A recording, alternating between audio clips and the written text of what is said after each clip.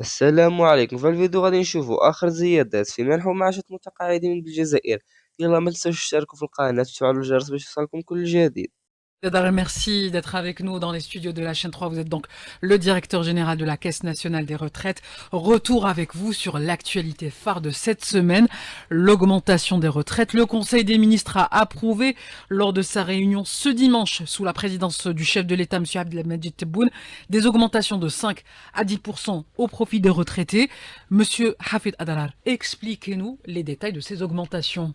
Effectivement, le Conseil des ministres vient de décider d'une augmentation, non pas de 5 à 10%, mais de 5 et 10%.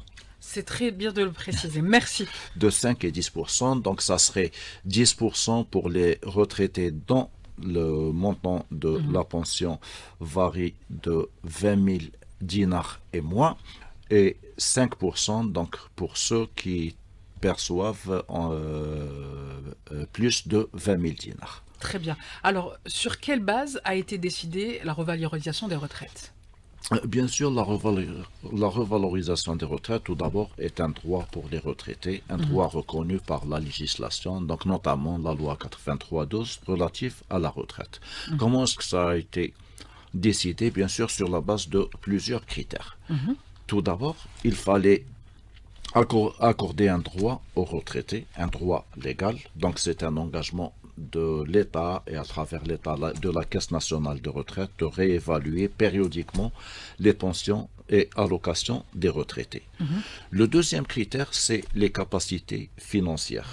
Donc, et le troisième critère, donc c'était pour garantir la pérennité du système national de sécurité sociale en général et celui de la retraite en particulier. Mais le troisième critère, c'est le taux d'inflation qui est officiellement à 1,7%. Et vous voyez l'effort fourni par l'État, donc qui a accordé des augmentations de 5 et 10%. Vous allez me dire peut-être pourquoi. Si le taux d'inflation est de 1,7%, pourquoi accorder une augmentation de 5%? Tout simplement parce que les pouvoirs publics veillent à l'amélioration du pouvoir d'achat du citoyen en général. Et bien sûr, les retraités sont une frange de citoyens. Et puis, pour garantir la dignité, une vie digne aux retraités qui ont quand même passé toute une vie au service de l'État. Et d'ailleurs, quelles sont les dispositions qui ont été prises, les dispositions nécessaires prises par la CNR, la Caisse nationale des retraites, pour ces augmentations? Comme vous le savez sûrement, ces augmentations sont périodiques, comme je l'ai précédé, donc la CNR est très habituée justement à la prise en charge de la mise en œuvre de ce genre de décision. Donc, je peux vous rassurer déjà que la CNR a pris toutes les dispositions nécessaires pour la mise en œuvre. Et l'ensemble des retraités concernés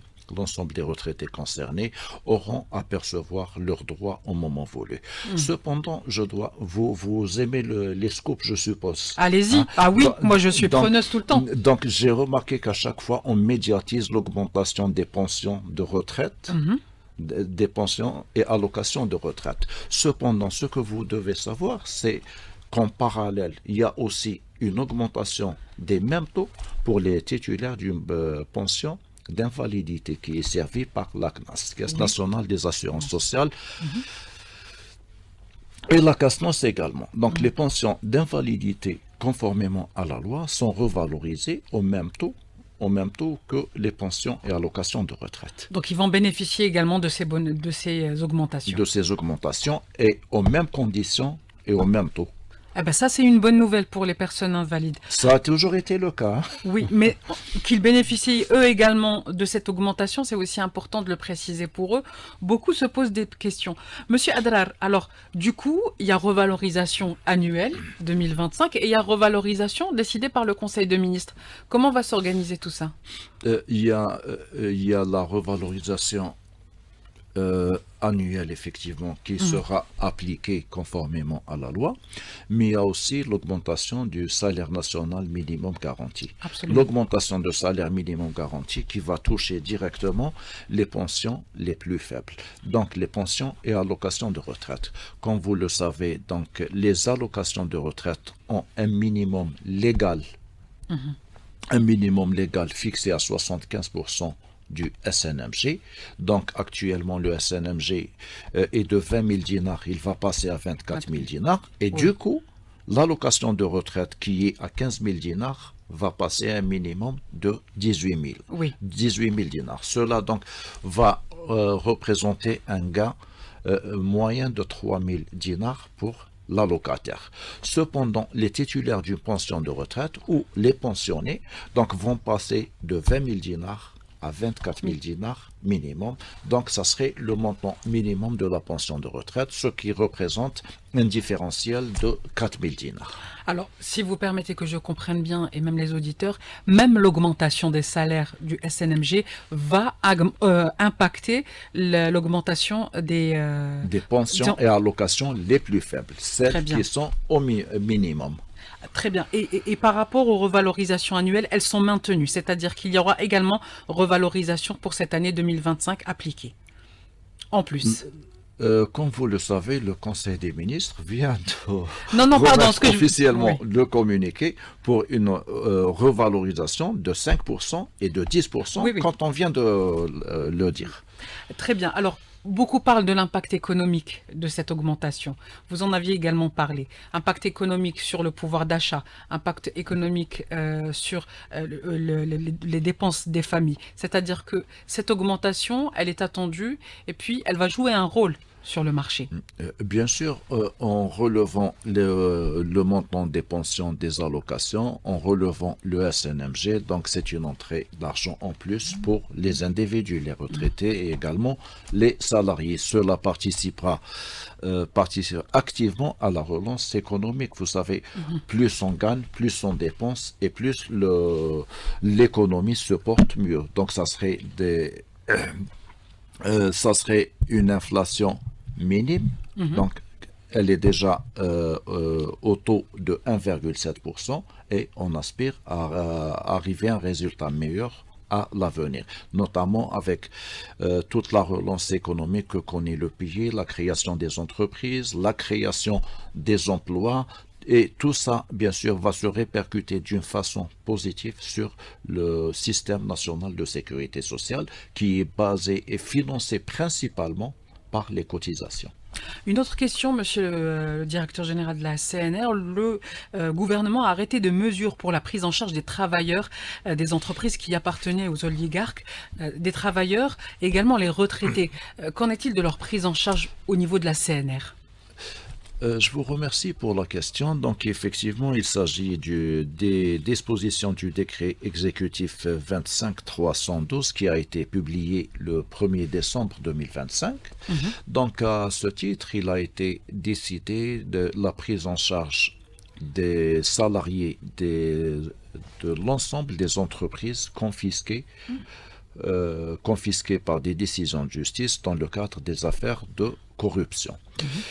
C'est une première dans le monde, dans le sens où c'est l'État qui va assurer le paiement des contributions forfaitaires des ouvertures de droits.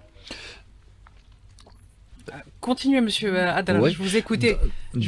Dans le sens où c'est l'État qui va prendre en charge le paiement des contributions forfaitaires d'ouverture de droits. Oui. Et bien sûr, les droits qui seront reconnus à ces salariés-là sont de 3 genres. Il s'agit d'abord de l'admission à la retraite anticipée pour ceux qui ouvrent droit. Ceux qui n'ouvrent pas droit seront versés dans le régime de retraite de l'assurance chômage. Donc, ils seront pris en charge par la Caisse nationale d'assurance chômage. Et enfin, ceux qui n'ouvrent droit ni à la retraite anticipée, ni à l'assurance chômage seront dédommagés par l'État. Monsieur Hafed Adalal, on va continuer à vous poser des questions qui intéressent directement les retraités. Il y a des personnes qui ont fait leurs 32 ans et carrément 34 ans de service, mais ils n'ont pas encore atteint l'âge de retraite. Alors, ils cotisent encore. Qu'en est-il de ces personnes qui ont cumulé les années nécessaires, mais qui aimeraient bien partir à la retraite, mais qui n'ont pas encore l'âge, monsieur Adalal? Eh ben, et permettez-moi d'être franc, comme S'il vous plaît, d'habitude, j'ai envie de vous dire, la, s'il vous plaît. la question déjà n'est pas à l'ordre du jour. Pourquoi? Bien sûr. Parce que dans le jargon international, on ne parle pas de retraite réellement. Dans le jargon international, on parle de l'assurance vieillesse. Ça veut dire quoi? Que quand on est vieux, on devient vieux, on ne peut plus travailler. Il y a un organisme de sécurité sociale qui est là pour notre prise en charge, pour nous garantir un revenu décent. Il ne s'agit pas donc de cotiser pendant 30 ans, 20 ans ou 40 ans même et de dire qu'après 32 ans, je pars en retraite. Il s'agit de cotiser dans un système solidaire où les actifs sont en train de financer le système national des retraites. Oui. Eux aussi deviendront un jour retraités et ils seront financés par les actifs. Sincèrement, quand on parle de 32 ans, si je suis les recommandations du FMI, de la Banque mondiale, par exemple, qu'on a eu à recevoir au niveau de la CNN, leur recommandation était de diminuer le taux de la pension de retraite, qui est plafonné à 80%, de le diminuer d'une façon considérable, et de diminuer la cotation de l'année d'activité qui est de 2,5%, il nous avait recommandé à l'époque 0,80%. Et personne n'atteindra les 50%. Il y a aussi l'âge de retraite, madame, qui est arrêté en Algérie à 60 ans. C'est un âge relativement très bas. C'est un âge très bas en comparant avec d'autres pays où l'âge atteint jusqu'à 67 ans. Et 65 ans. Donc, et dans le même système, dans le système algérien, on ne doit pas oublier que la femme bénéficie d'une réduction de la condition d'âge. Donc, elle peut en bénéficier à partir de l'âge de 55 ans à sa demande, mais aussi à partir de l'âge de 52 ans si elle a 3 enfants à charge. Donc, il n'est pas, on ne doit pas réfléchir de façon que j'ai travaillé, j'ai cotisé, parce que la cotisation réelle d'un salarié qui a travaillé pendant 40 ans, vous savez que dans combien de temps elle est complètement dépensée? En combien de temps? Moins de 3 ans, madame. Donc la cotisation payée pendant 40 ans est consommée en moins de 3 ans. L'âge moyen d'une pension de retraite directe est de 18 ans.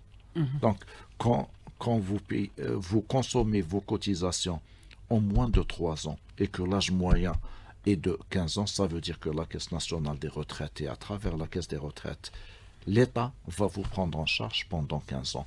L'objectif, justement, c'est de vous permettre de bénéficier d'un revenu décent et d'une vie décente digne d'un citoyen algérien.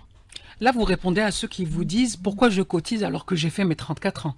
Parce qu'il s'agit tout simplement d'un système solidaire.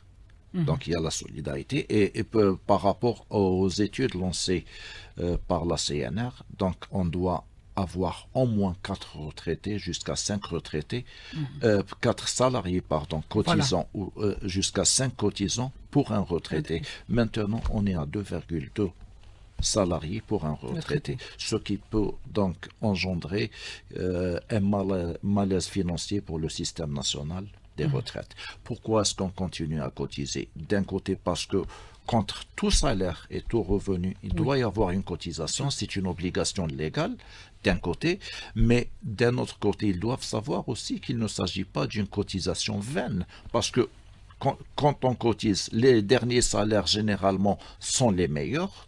Et quand on procède à la liquidation de la pension de retraite, on liquide sur la base des 5 dernières années ou des 5 meilleures années. Mais s'il n'y a pas de cotisation contre ces salaires-là, est-ce qu'on peut les prendre en charge? Bien sûr que non. D'accord. Donc, ces cotisations bénéficient directement à l'amélioration du montant de la pension de retraite. Et je dois rajouter que cette assiette de liquidation de la pension de retraite est actualisée au moment même du départ à la retraite. Cela veut dire que le salarié bénéficie d'une augmentation de sa pension de retraite dès le premier jour de sa mise à la retraite. Si un salarié cotise par exemple pour une assiette moyenne de 40 000 dinars, après actualisation, cette assiette va passer à 42 000 ou à 45 000 dinars selon les taux appliqués, et donc le montant sera touché positivement directement dès le premier jour de sa mise à la retraite.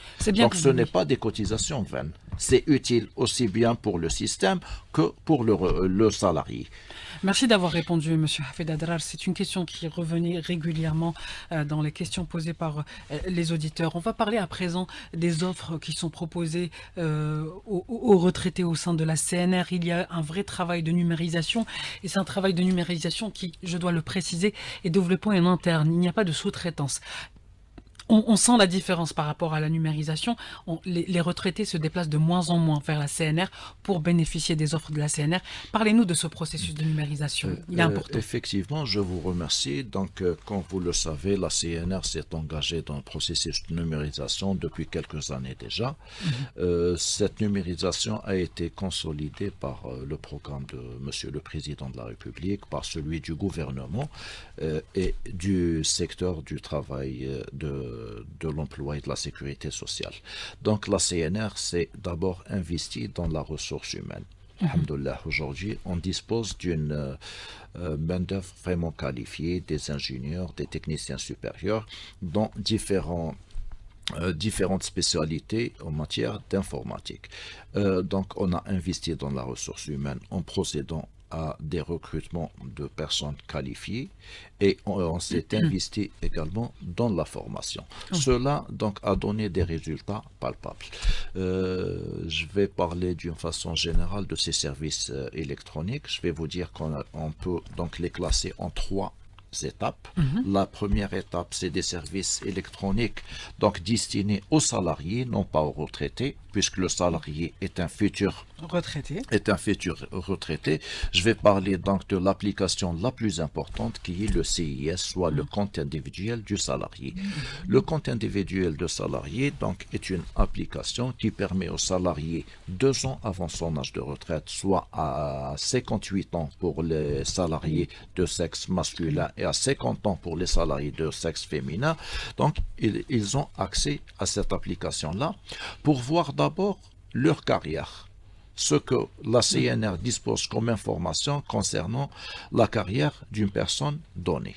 Mais cette application leur permet également 2 ans avant d'introduire des demandes de régularisation. Si vous, par exemple, vous avez travaillé pendant 27 ans, mais que vous remarquez que la CNR ne dispose que de 7 ans, vous pouvez donc envoyer une réclamation en ligne pour dire que vous ne m'avez pas décompté telle période, scanner les pièces justificatives et les envoyer directement au système, et ça serait traité systématiquement. Cette application qui est le CIS, donc le compte individuel des salariés, vous pouvez l'utiliser soit sur le portail web, soit sur un téléphone portable. Ça, c'est magnifique, parce que là, je pense qu'il y a beaucoup de gens qui vont carrément aller sur cette plateforme pour voir où en est leur carrière. On le souhaite, et en parallèle avec cette application, nous déjà au niveau de la CNR, on dispose d'une base de données assez importante, ce qui nous permet 2 ans avant aussi de faire un travail similaire, c'est d'envoyer au niveau de la direction générale, de recenser les salariés ayant atteint l'âge de 50 ans pour la femme et 58 ans pour les hommes, et de saisir chaque agence locale pour procéder donc à la préparation de leur carrière. Cela a facilité la liquidation des dossiers de retraite, et du coup on a beaucoup gagné en matière de temps de liquidation d'un dossier de retraite, parce que avant les années de 2018, c'était le principal goulot d'étranglement pour le traitement de la pension de retraite. Donc ce n'est qu'une application parmi d'autres, mais je crois que c'est la plus importante et pour le salarié et pour la Caisse nationale des retraites. Après le dépôt de la pension de retraite, nous on souhaite aller vers, c'est un objectif à atteindre, le zéro papier. C'est pourquoi la CNR a développé l'application e-retraite, donc la retraite en ligne. En ligne. Voilà. C'est une application complète qui est destinée aussi bien aux salariés, à l'employeur qui est le partenaire privilégié de la CNR et à la CNR. Donc l'employeur peut procéder au dépôt du dossier de retraite de son salarié en ligne. Cela va lui apporter un privilège de suivi du dossier en ligne. Donc, même l'employeur, à travers son correspondant social, n'a pas à se déplacer au service de la CNR. Voilà. Le salarié également pourra suivre l'évolution de son dossier en ligne, mais pour la CNR, c'est aussi une application de gestion donc, qui va nous permettre de liquider le dossier de retraite dans des délais plus courts d'un côté, mais aussi de communiquer avec l'employeur et avec l'assuré en cas de besoin de complément d'une information, d'un document. Donc, ça serait fait en ligne. Donc, après la mise à la retraite, c'est très important justement pour diminuer le flux. Je suppose que vous l'avez constaté au niveau des agences de la CNR. Oui. Le flux a beaucoup diminué grâce à ces services électroniques. Le retraité donc a une application sur smartphone qui est l'application Taqaoudi. Cette application, il y a aussi Fada al-Mutaqa'ad qui existe sur le web. Elle lui permet donc d'introduire des réclamations, de demander des informations. للأسف وصلنا للفان ديال الفيديو، منتنساوش جيم وكومونتير يوصلكم نتوما الأول كل جديد. يلا اشتركوا في القناة.